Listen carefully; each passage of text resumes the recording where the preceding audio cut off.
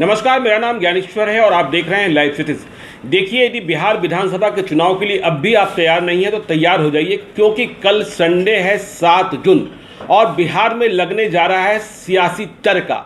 आप ये कह सकते हैं कि कल सियासत का सुपर संडे है, जिसमें बिहार के मैदान में अमित शाह से लेकर सभी कूदने वाले हैं, सभी अपनी ताकत दिखाने वाले हैं। और इस मैदान जंग में सिर्फ अमित शाह नहीं होंगे। कल संडे जो मैदान जंग है उसमें अमित शाह भी होंगे, नीतीश कुमार भी होंगे, तेजस्वी यादव भी होंगे, पप्पू यादव भी होंगे, चिराग पासवान अभी तैयारी में लगे हैं। लेकिन कल 7 जून को बिहार के मैदान में बड़ी लड़ाई है और आगाज करेंगे अमित शाह। आगाज इसलिए कि उन्होंने ही सबसे पहले कहा था कि 7 जून को, पहले तारीख तय हुई थी 9 जून, लेकिन बाद में तारीख हो गई 7 जून कि हम बिहार में जनसंवाद करेंगे। देखिए, ये जनसंवाद जो है सीधा सीधा चुनाव का आगाज है, भाजपा की तैयारी का आगाज है। भाजपा चुनाव लड़ने को तैयार है या बताने को तैयार है। तो कैसे, वह भी वर्चुअल तरीके से। कहा जा रहा है कि देश के इतिहास में इतनी बड़ी वर्चुअल रैली पहले कभी नहीं हुई थी जैसी रैली कल अमित शाह करने जा रहे हैं और इसके लिए बड़े पैमाने पर तैयारी की गई है। अमित शाह दिल्ली से लाइव होंगे, सोशल मीडिया पर होंगे, फेसबुक पर होंगे, यूट्यूब पर होंगे, लोकल चैनल्स पर होंगे, सभी जगहों पर होंगे। तो इस तैयारी को अंजाम देने के लिए भूपेंद्र यादव और बीएल संतोष, भाजपा के बड़े नेता, पटना में कैंप कर रहे हैं और एनडीए में कोई फूट नहीं है, यह बताने की कोशिश भी की जा रही है। भूपेंद्र यादव ने कल पटना में कहा कि नीतीश कुमार के नेतृत्व में ही चुनाव लड़ा जाएगा बिहार का।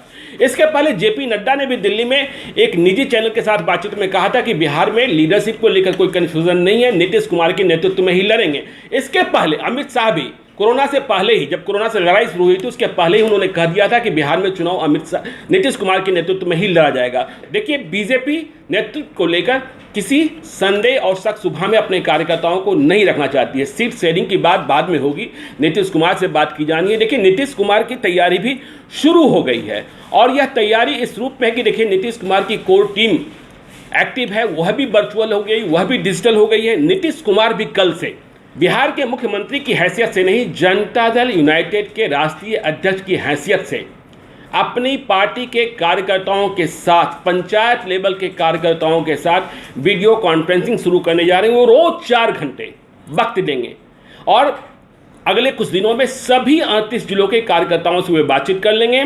कल 11 बजे से वे भी लाइव होंगे और कल जब पहली बार वे लाइव हो रहे हैं अपने कार्यकर्ताओं के साथ बिहार के चुनाव की तैयारियों को लेकर, या यूं कहें कि विमर्श के लिए, तो 11 बजे वे बेतिया मतलब वेस्ट चंपारण के साथियों के साथ लाइव होंगे, 12 बजे मोतिहारी के कार्यकर्ताओं के साथ लाइव होंगे, 4 बजे शिवहर और सीतामढ़ी के कार्यकर्ताओं के साथ लाइव होंगे और 5 बजे मधुबनी के कार्यकर्ताओं के साथ। तो नीतीश कुमार रोज 4 घंटे लाइव होने जा रहे हैं। अब देखिए, इसका जवाब विपक्ष कैसे देने जा रहा है। लेकिन इसके पहले आपको यह भी बता दें कि देखिए, नीतीश कुमार की टीम के भीतर जो कुछ खटपट की बातें चल रही थी, वह बातें बिल्कुल डिफ्यूज हो गई है। आरसीपी सिंह और ललन सिंह ने फिर से मोर्चा संभाल लिया है। देख रहे हैं कि ललन सिंह बहुत तीखे हमले कर रहे हैं तेजस्वी यादव पर, रोज लगातार सवाल कर रहे हैं और जो बाकी सांगठनिक काम है उसके लिए आरसीपी सिंह फिर से पटना आ गए हैं। संजय झा और अशोक चौधरी जैसे लोग वर्चुअल लड़ाई की तैयारी कर रहे हैं कि कैसे डिजिटल लड़ाई लड़ी जाएगी।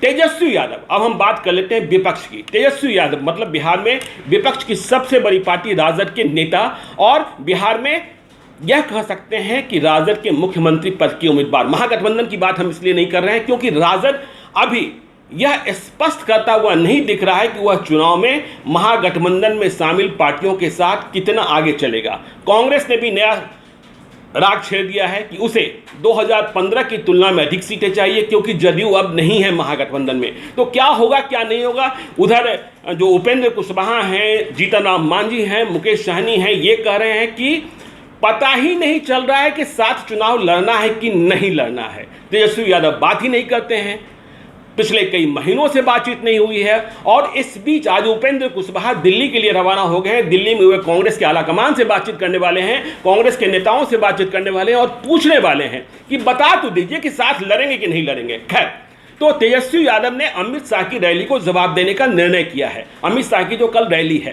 तो उन्हें जवाब देने के लिए क्या करेंगे हुए, तो 4 बजे अमित शाह की रैली है, उसके पहले ही तेजस्वी यादव मतलब राजद पूरे बिहार में दिन के 11 बजे से 11:11 तक थाली पीटेगा। थाली किस लिए पीटेगा? थाली पीटेगा क्योंकि जो राजद का कार्यक्रम है उसे नाम दिया गया है गरीब अधिकार दिवस। तेजस्वी यादव कह रहे हैं कि वे वर्चुअल रैली की बात करते हैं, मैं गरीबों की बात करता हूं। देखिए, तेजस्वी यादव अब मैदान में बिल्कुल लड़ाके की तरह दिख रहे हैं, या कहें कि कोशिश कर रहे हैं। तेजस्वी यादव रोज अटैकिंग होते हैं, रोज सड़क पर आते हैं। आपने देखा कि गोपालगंज कूच के लिए तैयार थे। आपने देखा कि कल उन्होंने एडीजी, बिहार पुलिस के एडीजी का वो लेटर फाड़ दिया जिसमें कहा गया था कि जो प्रवासी मजदूर लौटे हैं उन्हें रोजगार नहीं मिला तो वे अपराधी हो सकते हैं, अपराधी बन सकते हैं। तो वो लेटर उन्होंने सरेआम फाड़ा और कहा कि देखिए, बिहार के मजदूरों की बेइज्जती की जा रही है, बिहार के मजदूरों को वे श्रमवीर के नाम से कह रहे हैं। आज उन्होंने पोस्टर दीवार पर चलकर खुद लगाया। अब वे पैसे भी बांट रहे हैं। पैसे बांटने के लिए पप्पू यादव जाने जाते थे, लेकिन अब तेजस्वी यादव को, और वो पैसे भी कम नहीं, कहीं लाख रुपया, कहीं 5 लाख रुपया, वो इस तरीके से दे रहे हैं। वीडियो कॉन्फ्रेंसिंग करते हैं और कहते हैं ठीक है, आपको हमने 1 लाख रुपए दिए, आपको हमने 5 लाख रुपए दिए। तो ये सिलसिला भी शुरू हुआ। चुनाव आया तो सब कुछ शुरू होगा। तो तेजस्वी यादव कल थाली पीटेंगे और दिन के 11 बजे से 11:11 तक पूरे बिहार में, ये भी एक राजद का मेगा इवेंट है और राजद ये दिखाना चाहता है कि बिहार में जो एनडीए की चाल है वो नहीं सफल होगी और बिहार की जनता जो है ट्रस्ट है मौजूदा सरकार से, हम उसे जवाब देना चाहेंगे। लेकिन इसके पहले देखिए, महागठबंधन के भीतर की जो किचकिच है, तेजस्वी यादव अकेले चल रहे हैं, अकेले बढ़ रहे हैं, पर हम का क्या होगा, वीआईपी का क्या होगा, रालोसपा का क्या होगा? तेजस्वी यादव कब बात करेंगे? तेजस्वी यादव को यह लगता है कि अभी से बातचीत शुरू करेंगे तो ये सीटों के लिए दबाव बना देंगे। तेजस्वी यादव यह भी मापते हैं यदि ये अकेले ही लड़ लेंगे तो किसका वोट काटेंगे। कांग्रेस की मांग भी उन्होंने सुन ली है और एक नई बहस भी छिड़ी हुई है जो राजद के भीतर, जो पिछले कुछ दिनों पहले बात कही गई कि राजद अब A to Z की पार्टी बनेगी, केवल मुस्लिम और यादव की पार्टी नहीं रहेगी। तो इसका आशय यह निकाला गया कि भूमियार और ब्राह्मणों को भी टिकट राजद देगा। राजपूतों को तो देता रहा है। और जो नए राज्यसभा सांसद हैं राजद के, एडी सिंह, अमरेंद्रधारी सिंह, उन्होंने इस बात का ऐलान भी 2 दिनों पहले किया। और जब उन्होंने ऐलान किया, लाइव सिटी नहीं, उनका इंटरव्यू चलाया एक्सक्लूसिव, उसके बाद उसे राष्ट्रीय जनता दल ने अपने ऑफिशियल पेज पर, फेसबुक के ऑफिशियल पेज पर उसे शेयर किया, जिसमें यह बात कही गई थी कि राजद जो है भूमियार और ब्राह्मण को भी टिकट देगा। तो राजद इसे भी मापने में लगा है कि यदि हमने भूमियार और ब्राह्मणों को टिकट दे दिया तो हमारी ताकत कितनी बढ़ेगी, हमें दूसरे साझा दलों के साथ बार्गेन करने में कितनी सुविधा होगी, क्या हम अकेले लड़ पाएंगे, कि हमारी ताकत और बढ़कर सीटों में इजाफा कितना हो जाएगा। ये सारी बातें चल रही हैं।